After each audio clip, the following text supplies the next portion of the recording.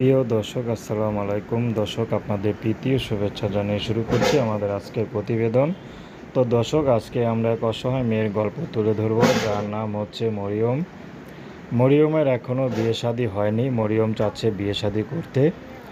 তো মরিয়মের বিয়ে শাদী হয় না, কারণ তার দাদির কাছে থাকে, তার বাবা নেই। মা আছে, মা আর এক জায়গায় বিয়ে করেছে।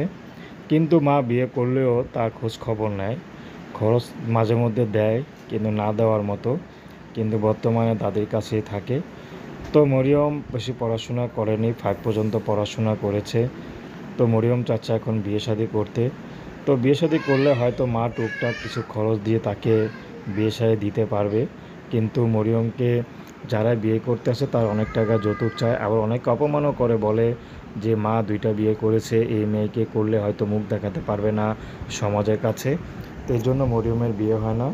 তো মরিয়ম চাচ্ছে যদি ভালো একটা মানুষ পেয়ে যায়, যে তার সব দুঃখ কষ্টকে ভুলে তাকে কাছে টেনে নেবে, তেমন একটা মানুষ যদি পায়, সে বিবাহিত হোক সমস্যা নেই, তাকে বিয়ে শাদী করবে।